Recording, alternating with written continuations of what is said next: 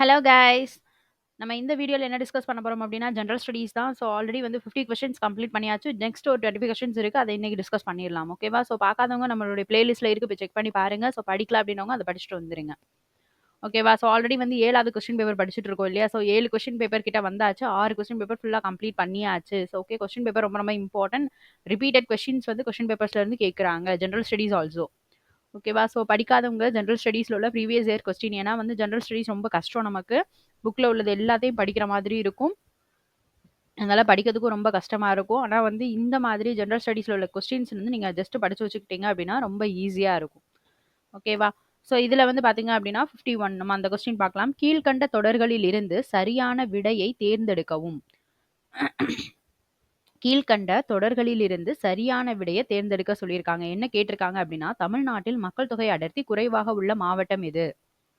தமிழ்நாட்டில் மக்கள் தொகை அடர்த்தி குறைவாக உள்ள மாவட்டம் எது? திருச்சிராப்பள்ளி, நீலகிரி, பெரம்பலூர்.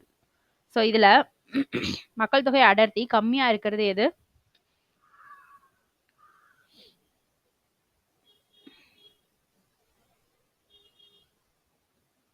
ஆன்சர் செக் பண்ணிடுவோம். நீலகிரி வெறும் ஓகே, நீலகிரி தான். ஓகேவா? தமிழ்நாட்டில் மக்கள் தொகை அடர்த்தி குறைவாக உள்ள மாவட்டம் எது? நீலகிரி. ஓகேவா? So next question. காச நோயினால் பாதிக்கப்படும் முதன்மை உறுப்பு எது? காச நோயினால் பாதிக்கப்படும் முதன்மை உறுப்பு. ஆப்ஷன் ஏ மண்ணீரல், ஆப்ஷன் பி நுரையீரல், ஆப்ஷன் சி கல்லீரல், ஆப்ஷன் டி இதயம். ஸோ காச நோயினால் பாதிக்கப்படுற ஃபர்ஸ்ட் முதன்மையான உறுப்பு எது?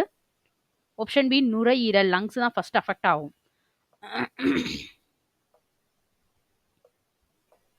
ஓகேவா? So next question. கணையத்தின் கைமோட்ரிப்சின்ஸ் காணப்படும் மூலக்கூறு. கணையத்தின் கைமோட்ரிப்சின்ஸ் காணப்படும் மூலக்கூறு. ஆப்ஷன் ஏ கொழுப்பு, ஆப்ஷன் பி சர்க்கரை, ஆப்ஷன் சி புரதம், ஆப்ஷன் டி ஸ்டார்ச். ஸோ இதுல கணையத்தின் கைமோட்ரிப்சினில் காணப்படும் மூலக்கூறு எது? ஆப்ஷன் சி புரதம். ஓகேவா? So next question.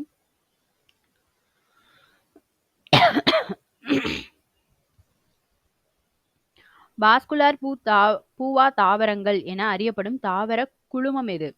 வாஸ்குலார் பூவா தாவரங்கள், ஓகேவா, என்று அறியப்படும் தாவர குழுமம் எது? Option A bryophyte, option B pteridophytes, option C gymnosperm, option D angiosperm. இதுல வாஸ்குலார் பூவா தாவரங்கள் அப்படின்னு சொல்லி அறியப்படுற தாவர குழுமம் எது? ஆன்சர் என்ன? ஆப்ஷன் பி டெரிட்டோஃபைட்டுகள். ஓகேவா? Next question.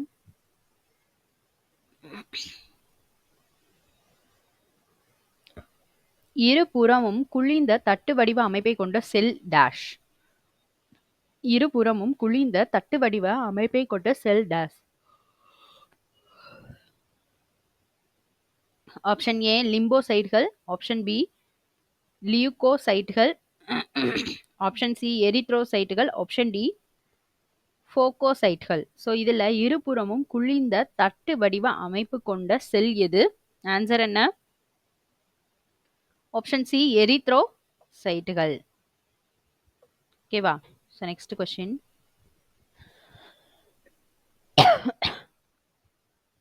அமில ஊடகத்தில் பினாப்தலின். ஆப்ஷன் ஏ நீலம், ஆப்ஷன் பி இளஞ்சிவப்பு, ஆப்ஷன் சி மஞ்சள், ஆப்ஷன் டி நிறமற்றது. அமில ஊடகத்தில் பினாப்தலின். ஆன்சர் என்ன? அமில ஊடகத்துல பினாப்தலின் எப்படி இருக்கும்னா நிறமற்றது. ஆப்ஷன் டி தான் ஆன்சர். Next question. முதன்மை உரங்கள் என்பன எது? முதன்மை உரங்கள் அப்படின்னு எதை சொல்லுவாங்க? Option A nitrogen, option B phosphorus, option C potassium, option D மேற்கூறிய அனைத்தும். ஸோ இதுல முதன்மை உரங்கள் அப்படின்னு சொல்லி அறியப்படுறது எது? நைட்ரஜன், பாஸ்பரஸ், பொட்டாசியம், இது எல்லாமே முதன்மை உரங்கள் தான். ஆப்ஷன் டி தான் ஆன்சர், மேற்கூறிய அனைத்தும். ஓகேவா? So next question.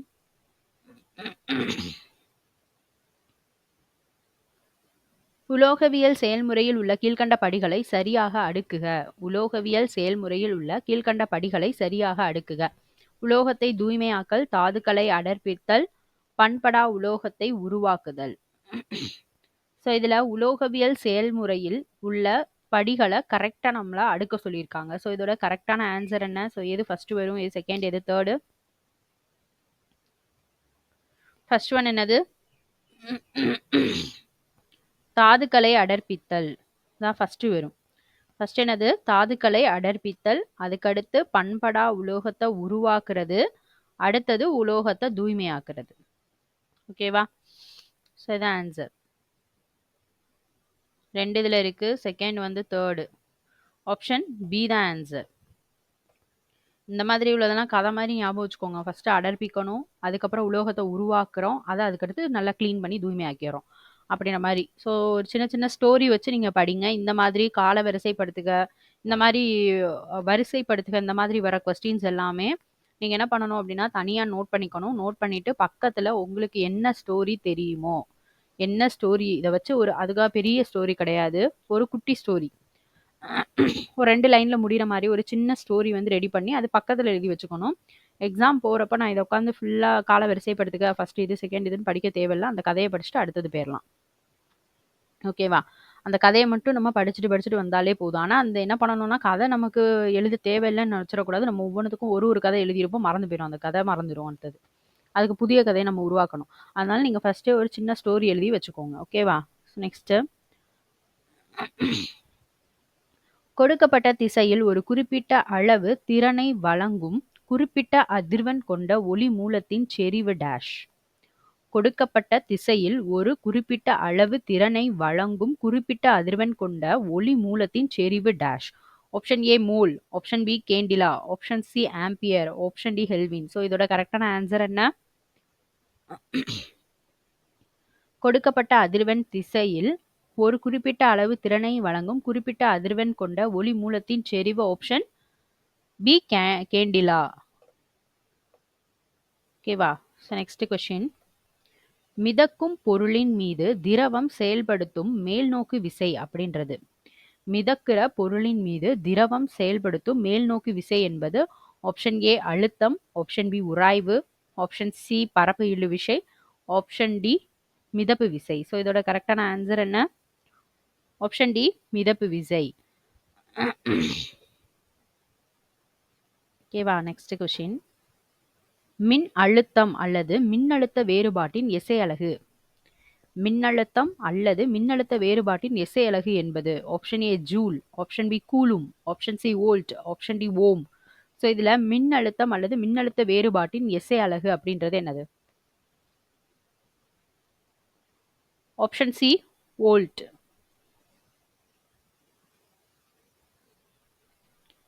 இந்தியாவின் முக்கிய வேளாண் புரட்சிகளை உற்பத்திகளுடன் ஒப்பிடுக. இந்தியாவின் முக்கிய வேளாண் புரட்சிகளை உற்பத்திகளோடு ஒப்பிட சொல்லியிருக்காங்க. என்னென்னு பார்ப்போம். தங்க நூலிலை புரட்சி, வெள்ளி இலை புரட்சி, சாம்பல் புரட்சி, நீல புரட்சி. ஸோ இதோட கரெக்டான ஆன்சர் என்னது?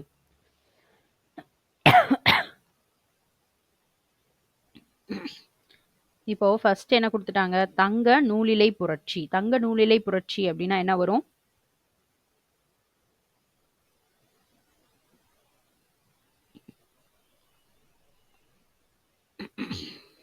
தங்க நூலிலை புரட்சினா ஃபர்ஸ்ட் இதெல்லாம் என்னென்னு ஜஸ்ட் ஒன்று பார்த்துடலாம். தங்க நூலிலை புரட்சினா என்ன அப்படின்னா சணல் உற்பத்தியோட தொடர்புடைய ஒரு புரட்சி. ஸோ ஆன்சர் பார்த்துட்டே பார்த்துருவோம், இல்லைன்னா ஆன்சர் இதுலேயே தெரிஞ்சிடும். தங்க நூலிலை புரட்சி அப்படின்னா என்னது? சணல் உற்பத்தி. வெள்ளி இலை புரட்சி அப்படின்னா என்னது?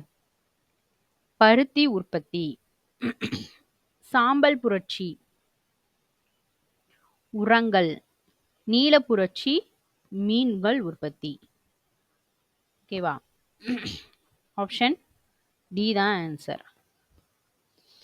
சரி, ஓகே. இப்போ தங்க நூலிலை புரட்சி அப்படின்னா என்ன அப்படின்னா அது வந்து சணல் உற்பத்தியோட தொடர்புடைய ஒரு புரட்சி. அதாவது சணல் உற்பத்தியை மேம்படுத்துறதுக்கும் அந்த சணல் விவசாயத்தை ஊக்குவிக்கிறதுக்காக எடுக்கப்பட்ட ஒரு நூலிலை புரட்சி தான் என்னது அப்படின்னா சணல் நூலிலை புரட்சி. சணல் புரட்சி அதாவது தங்க நூலிலை புரட்சி. அது எதனால தங்க நூலிலை அப்படின்னு சொல்லி அழைக்கப்படுச்சு அப்படின்னு பார்த்தோம்னா, சணல் நீங்க கலரை பார்த்தீங்கன்னா ஒரு பளபளப்பான ஒரு பழுப்பு நிறம் இருக்கும். ஓகேவா? ஸோ அதோடைய மதிப்பு காரணமா தான் அத வந்து என்ன சொல்றாங்கன்னா, தங்க நூலிலை புரட்சி அப்படின்னு சொல்றாங்க. ஓகேவா? தங்க நூலிலை புரட்சியினுடைய தந்தை யார் அப்படின்னு கேட்கலாம். ஓகேவா? நிர்பாக் துட்டாச் அவர்தான் தங்க நூலிலை புரட்சியினுடைய தந்தை அப்படின்னு சொல்றாங்க. தங்க இந்த மாதிரி உள்ளதுக்கு என்னன்ற ஒரு டெஃபனிஷன் படிச்சுக்கோங்க. இது ரிலேட்டடா வேற கொஸ்டின் கேட்டாலும் ஆன்சர் பண்ற மாதிரி. ஓகேவா? தங்க நூலிலை புரட்சி அப்படின்னா என்னன்னா, சணல் உற்பத்தி இருக்கு இல்லையா? அதோட தொடர்புடைய ஒரு புரட்சி. 1991ல ஸ்டார்ட் ஆகி 2003 வரைக்கும் இருந்துச்சாம் இது. ஓகேவா? எப்ப தொடங்குச்சு? 1991ல இருந்து 2003 வரைக்கும் இது இருந்துச்சு அப்படின்னு சொல்றாங்க. ஓகேவா? ஸோ சணல் உற்பத்தியை மேம்படுத்துறதுக்காகவும் சணல் விவசாயத்தை ஊக்குவிக்கிறதுக்காகவும் எடுக்கப்பட்ட ஒரு முயற்சி தான் தங்க நூலிலை புரட்சி. அது எதனால தங்க நூலிலைன்னு அழைக்கப்பட்டுச்சுன்னு பார்த்தோம்னா, அந்த சணலோட கலரு பளபளப்பான அந்த பழுப்பு நிற கலர் அதோடைய வேல்யூஸ் இதை வச்சு தான் என்ன சொல்றாங்கன்னா தங்க நூலிலை அப்படின்னு அதை சொன்னாங்க. ஓகேவா? அதோடைய தந்தை யாரு? தங்க நூலிலை புரட்சியினுடைய தந்தைன்னு யார சொல்றாங்க அப்படின்னா நிர்பாக் துட்டாஜ் அப்படின்றவரை தான் சொல்றாங்க. ஓகேவா? அடுத்தது வெள்ளி இலை புரட்சி. ஸோ இதுல என்ன கொடுத்துருக்காங்க அப்படின்னு பார்த்தோம்னா, நமக்கு வெள்ளி இலை புரட்சி வந்து பருத்தி உற்பத்தி அப்படின்றத ஆன்சரா கொடுத்துருக்காங்க. ஸோ வெள்ளி இலை புரட்சி அப்படின்றதுக்கு வந்து என்ன கொடுக்குறாங்கன்னா, முட்டைகளுடைய உற்பத்தி அதோடைய விநியோகத்தை அதிகப்படுத்துறதுக்காக பயன்படுத்தப்பட்ட தொழில்முறைகளோட ஒப்பிடுறாங்க அப்படின்னு சொல்றாங்க. அதோட தொடர்புடையது இது அப்படின்னு சொல்றாங்க. அதாவது என்ன சொல்றாங்கன்னா, முட்டைகளுடைய உற்பத்தியை அதிகரிக்கிறதுக்காக அதோடைய விநியோகத்தை மேம்படுத்துறதுக்காகவும் தொடங்கப்பட்டது தான் இது அப்படின்னு சொல்றாங்க. ஓகேவா? ஓகேவா? ஆனா இதுல நமக்கு ஆன்சர் பருத்தி உற்பத்தி தான் ஆன்சரா கொடுத்துருக்காங்க. ஆனா அது எதுக்கு சொல்றாங்க வெள்ளி இலை புரட்சினா முட்டைகளுடைய உற்பத்தியை அதிகரிக்கிறதுக்காகத்தான் வந்துச்சு அப்படின்னு சொல்றாங்க. ஓகேவா? ஸோ நெக்ஸ்ட் வந்து சாம்பல் புரட்சி. சாம்பல் புரட்சி அப்படின்னா என்ன பார்த்தோம்? உரங்கள் அப்படின்னு பார்த்தோம் இல்லையா? ஸோ சாம்பல் புரட்சி வந்து உரங்களுடைய உற்பத்தியை அதிகப்படுத்துறதுக்காண்டி உருவானது தான் சாம்பல் புரட்சி. ஓகேவா?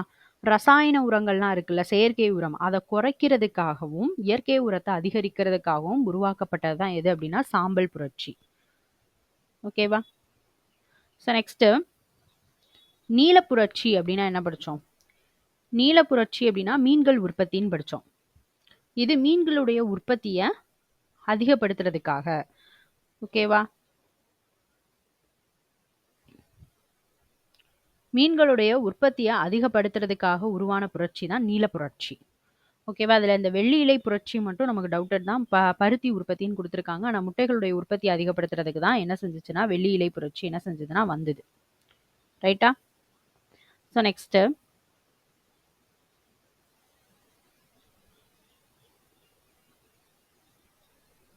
கீழ்கண்டவற்றுள் எந்த ஆறு கிழக்கு நோக்கி பாயவில்லை? Option A Narmada, option B Mahanadi, option C Godavari, option D Krishna. So இதுல எந்த ஆறு கிழக்கு நோக்கி பாயல? Option A Narmada. ஸோ இதுதான் என்ன செய்யல அப்படின்னா கிழக்கு நோக்கி பாயல. ஓகேவா? மத்திய பிரதேசம், மகாராஷ்டிரா, குஜராத் வழியா பாயுது. ஓகேவா? இது எப்போ எந்த சைடு பாயுது அப்படின்னு பார்க்கணும், மேற்கு நோக்கி பாயுது. ஓகேவா?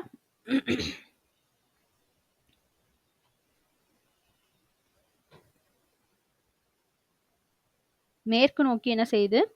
இந்த ஆறு வந்து பாயுது. நர்மதா. ஆப்ஷன் ஏ தான் ஆன்சர். ஓகேவா? So next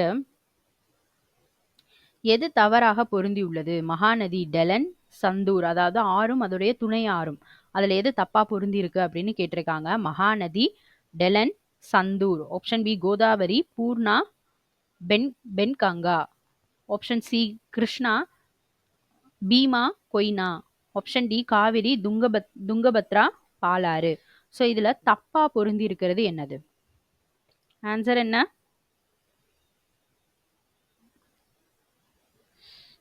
option so Mahanadi, Telen, Sandur இது கரெக்ட் தான். துணை ஆறு கரெக்ட் தான். கோதாவரி வந்து பூர்ணா, பென்கங்கா, ஸோ இதுவும் கரெக்ட் தான். கிருஷ்ணா, பீமா, கொய்னா, ஸோ இதுவும் கரெக்ட் தான். காவிரி, துங்கபத்ரா, பாலாறுன்னு கொடுத்துருக்காங்க. அதுதான் என்னது அப்படின்னா தப்பு. ஸோ தவறாக பொருந்திருக்கிறது என்னது அப்படின்னா ஆப்ஷன் டி தான். ஓகேவா? மற்ற மூணுமே என்ன பண்ணலாம் அப்படின்னா நெக்ஸ்ட் ஆப்டிடியூட்ல கேட்கறதுக்கு சான்சஸ் இருக்கு. அதோடைய துணை ஆறு, ஓகேவா? மகாநதிக்கு துணை ஆறு டெலன், சந்தூர். ஸோ படிச்சுக்கோங்க. கோதாவரிக்கு வந்து பூர்ணா, பென்கங்கா, கிருஷ்ணாக்கு வந்து பீமா, கொய்னா. ஸோ இதெல்லாமே அதோடைய துணை ஆறுகள். ஓகேவா? அதை படிச்சுக்கோங்க.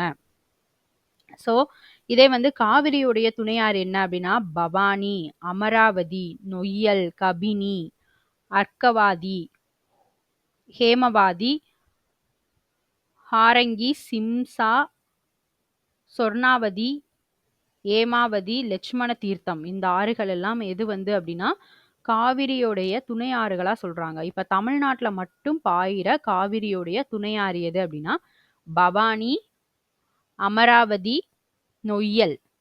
ஸோ இது எங்க அப்படின்னா தமிழ்நாட்டுல மட்டும் பாயிர காவிரியுடைய துணை ஆறு என்னன்னா பவானி, அமராவதி, நொய்யல். ஓகேவா? ஸோ இதை படிச்சு வச்சுக்கோங்க. நெக்ஸ்ட், உலகில் டேஷ் இடங்கள் உயிரின பன்மை தகுதி வளமயங்களாக கருதப்படுகிறது. உலகில் எத்தனை இடங்கள் உயிரின பன்மை தகுதி வளமயங்களாக கருதப்படுகிறது? So option A 43, option B 34, option C 64, option D 94. So கரெக்டான ஆன்சர் என்ன? Option B 34. 34 இடங்கள் உயிரின பன்மை தகுதி வளமயங்களாக என்ன செய்யப்படுது? கருதப்படுது. ஸோ நெக்ஸ்ட், கீழ்கண்டவற்றை சரியாக பொருத்துக. இன்ஷாட், புறநகர பரவல், கொங்கன் ரயில்வே, எல்லைப்புற சாலை நிறுவனம். ஸோ இதோட ஆன்சர் என்ன அப்படின்றது கேட்டிருக்காங்க. ஸோ இதில் நமக்கு ஒரு கொஸ்டின் வந்து இது கொஞ்சம் டவுட்டட் தான், தப்பு மாதிரி தான் இருக்குது. ஸோ அஃபிஷியலில் கொடுத்துருக்கிறது கொஞ்சம் ராங் மாதிரி தான் இருக்குது. இன்ஷாட் அப்படின்னா என்ன அப்படின்னு பார்த்தோம்னா இந்தியன் நேஷனல் சேட்டலைட் சிஸ்டம். ஓகேவா? Indian national satellite system. ஓகேவா? இன்சாட் அப்படின்றது. ஸோ இது வந்து என்ன அப்படின்னு பார்த்தோம்னா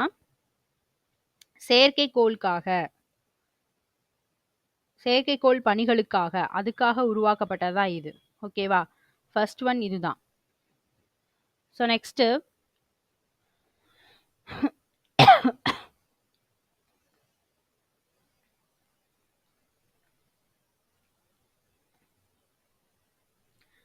நம்ம இந்த கொங்கன் ரயில்வே இந்த பார்த்தோம் அப்படின்னா 1990 ஜனவரி 26 அன்னைக்கு உருவாக்கப்பட்டு 26 ஜனவரி 1998 முழு பாதையுமே போக்குவரத்துக்காக திறக்கப்பட்டிருக்கு.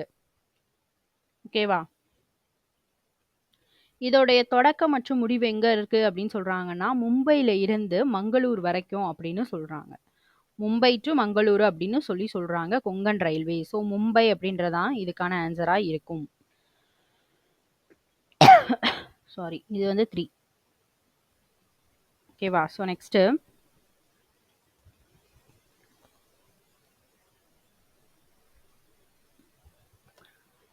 எல்லைப்புற சாலை நிறுவனம் வந்து எப்போ உருவாகுது அப்படின்னா 1960 அப்படின்னு போட்டிருக்காங்க.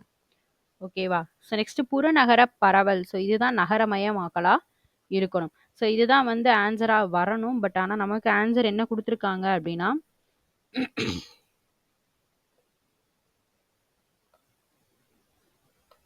ஆப்ஷன் ஏ தான் கொடுத்துருக்காங்க. அதாவது இன்சாட்க்கு ஃபர்ஸ்ட் ஒன் வந்து நகரமயமாக்கல் அப்படின்லாம் கொடுத்துருக்காங்க. ஸோ இது வந்து அஃபிஷியல் கீயோடைய ஆன்சர் தான் நமக்கு.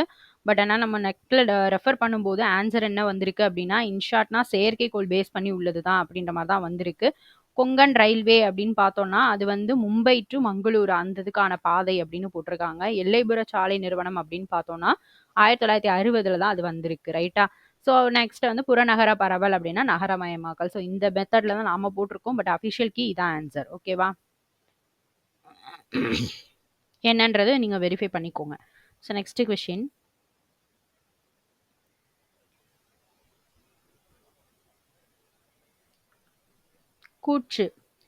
கூற்று காரணம் பேஸ் பண்ணி கேட்டிருக்காங்க. சரியா தவறா? இந்தியாவில் மக்கள் தொகை கணக்கெடுப்பு 1872 தொடங்கப்பட்டது. காரணம் ஆனால் முழுமையான மக்கள் தொகை கணக்கெடுப்பு 1881 தான் மேற்கொள்ளப்பட்டது. இது கரெக்டா தப்பான்றதான் கொஸ்டின் நமக்கு. கூற்று என்ன கொடுத்திருக்காங்க? இந்தியாவின் முதல் மக்கள் தொகை கணக்கெடுப்பு 1872ல தொடங்கப்பட்டது. காரணம் ஆனால் முழுமையான மக்கள் தொகை கணக்கெடுப்பு 1881ல தான் மேற்கொள்ளப்பட்டதுன்னு கொடுத்திருக்காங்க. ஸோ இது கரெக்டா தப்பா?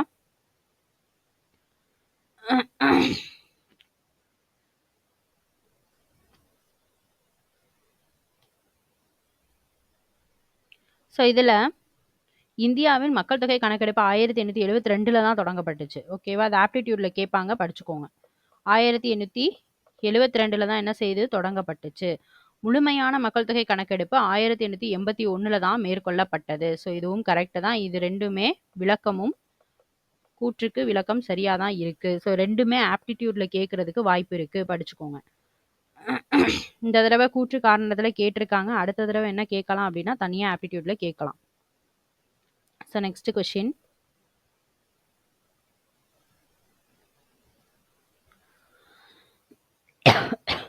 ஹரப்பா மக்களும் பண்பாடும் என்ற தலைப்பின் கீழ்கண்ட கூற்றில் சரியானவற்றை தேர்ந்தெடுக்க. ஹரப்பா மக்களும் பண்பாடும் என்ற தலைப்பின் கீழ்கண்ட கூற்றில் சரியானவற்றை தேர்ந்தெடுக்க.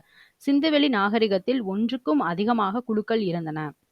சிந்துவெளியில் விவசாயிகள், கால்நடை வளர்ப்போர், வேட்டையாடுவோர், உணவு சேகரிப்போர் உள்ளிட்ட பல்வேறு குழுக்கள் வாழ்ந்திருக்கிறார்கள்.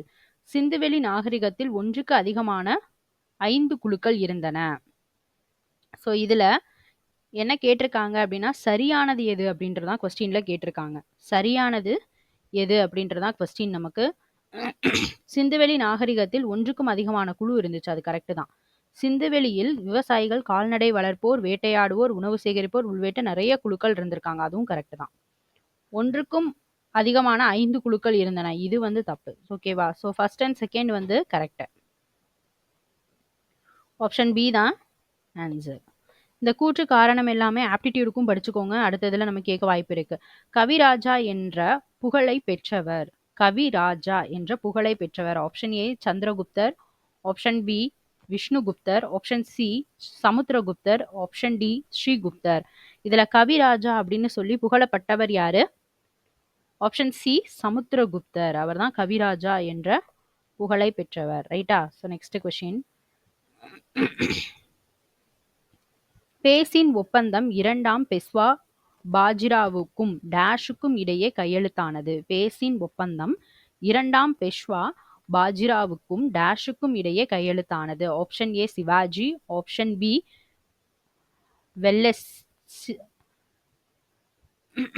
வெல்லசி, option C Dalhousie, option D Smith. So இதில் பேசின் ஒப்பந்தம் இரண்டாம் பெஷ்வா பாஜிராவுக்கும் டேஷுக்கும் இடையே கையெழுத்தானது. ஸோ ஆன்சர் என்ன? வெல்லசி. ஆப்ஷன் பி தான் ஆன்சர்.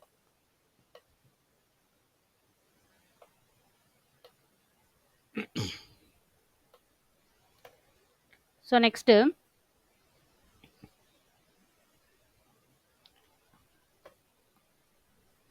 திருச்சிராப்பள்ளி பிரகடனம் வெளியிட்டவர்.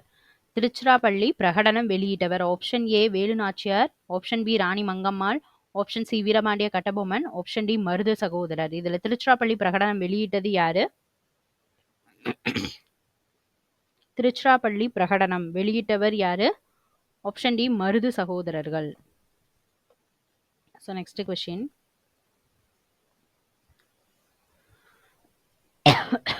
இதில் என்ன கொடுத்துருக்காங்க அப்படின்னா சரியான கூற்றை தேர்வு செய்க அப்படின்னு கொடுத்துருக்காங்க. மாநிலங்களவை உறுப்பினர் ஆவதற்கு 30 வயதுக்கு குறைவாக இருத்தல் வேண்டும். மாநிலங்களவை உறுப்பினர்கள் நேரடியாக மக்களால் தேர்ந்தெடுக்கப்படுகின்றனர். இலக்கியம், அறிவியல், கலை, சமூக சேவை ஆகிய துறைகளின் சிறந்த அறிவு மற்றும் அனுபவம் பெற்ற 12 நபர்களை மாநிலங்களவைக்கு குடியரசுத் தலைவர் நியமிக்கிறார். மாநிலங்கள் அவையின் மொத்த உறுப்பினர்களின் எண்ணிக்கை 250. ஸோ இதுல என்ன கேட்டிருக்காங்க அப்படின்னா சரியானதை நீ எனக்கு சொல்லு அப்படின்றதான் கொஸ்டின் நமக்கு. ஸோ இதோட ஆன்சர் என்ன?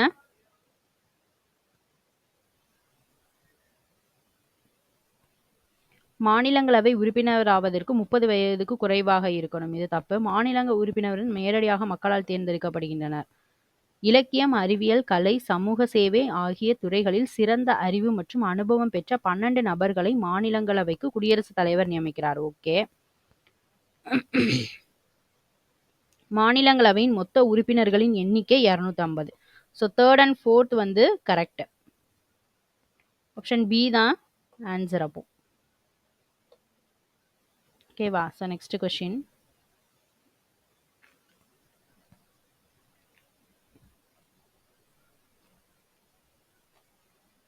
பிரிவு பேஸ் பண்ணி கொடுத்துருக்காங்க. பிரிவு 15, 16, 26, 29, 2. ஸோ இதில் எது கரெக்டான ஆன்சர்?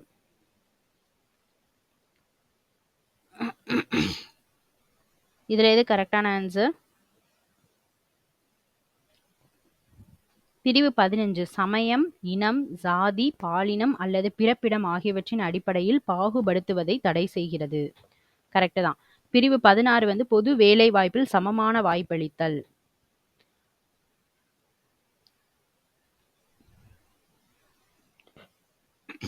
பிரிவு 26 சமய விவகாரங்களை நிர்வகிக்கும் சுதந்திரம். பிரிவு 29(2) அரசு உதவி பெறும் கல்வி நிறுவனங்களில் பாகுபாடு காட்ட தடை. ஸோ இது எல்லாமே கரெக்டு தான். கரெக்டான பிரிவில் தான் கொடுத்துருக்காங்க. ஆப்ஷன் சி தான் ஆன்சர். ஓகேவா? ஸோ அந்த பிரிவு பேஸ் பண்ணி விதி பேஸ் பண்ணி உள்ளதை தனியாக நோட் பண்ணி படிங்க. அது ஈஸியாக இருக்கும். ஸோ மறுபடியும் வந்து இந்த பிரிவை பற்றி அதே தான் திரும்ப திரும்ப கேட்குறாங்க. அதனால அந்த பிரிவு இதில் என்ன சொல்லியிருக்காங்க, என்ன சொல்ல வராங்க, அதை படிச்சுக்கோங்க, ஈஸியாக இருக்கும்.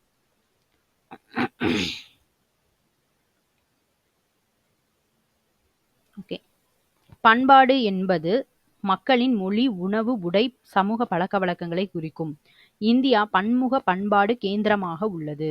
ஸோ இது என்னதுன்னு கேட்டிருக்காங்க. இது கரெக்டா தப்பா அப்படின்றதான் கொஸ்டின் நமக்கு. ஓகேவா? ஸோ இது கரெக்டா தப்பா? பண்பாடு அப்படின்றது மக்களினுடைய மொழி, உணவு, உடை, சமூக பழக்க வழக்கங்களை தான் குறிக்கும். இந்தியா பன்முக பண்பாட்டு கேந்திரமா இருக்கு. கரெக்டு தான் அது. ஓகேவா? ஸோ ரெண்டுமே சரிதான். ஆப்ஷன் பி தான் ஆன்சர். So next question. இந்திய அரசியலமைப்பின் டேஷ் பிரிவின் கீழ் அரசு நிதியுதவி பெறும் எந்த நிறுவனத்திலும் சமய கல்வியை வழங்குவது தடை செய்யப்பட்டுள்ளது? இந்திய அரசியலமைப்பினுடைய எந்த பிரிவின் கீழ் அரசு நிதியுதவி பெறும் எந்த நிறுவனத்திலும் சமய கல்வியை வழங்குவது தடை செய்யப்பட்டுள்ளது? ஆப்ஷன் ஏ 14வது, ஆப்ஷன் பி 28வது, ஆப்ஷன் சி 29வது, ஆப்ஷன் டி 30வது. ஸோ எந்த பிரிவின் கீழ்? 28வது பிரிவினுடைய கீழ் அரசு நிதியுதவி பெறும் எந்த நிறுவனத்திலும் சமய கல்வியை வழங்குவது தடை செய்யப்பட்டுள்ளது. ஓகேவா? ஸோ இதோட நம்ம வந்து 7th question paper general studies and Tamil கம்ப்ளீட்டாக முடிஞ்சு மேக்ஸ் மட்டும் இருக்குது. நெக்ஸ்ட் வீடியோவில் மேக்ஸ் டிஸ்கஸ் பண்ணிடுவோம். ஓகேவா? ஸோ படிக்காதவங்க சீக்கிரமாக படிக்க ஸ்டார்ட் பண்ணிடுங்க.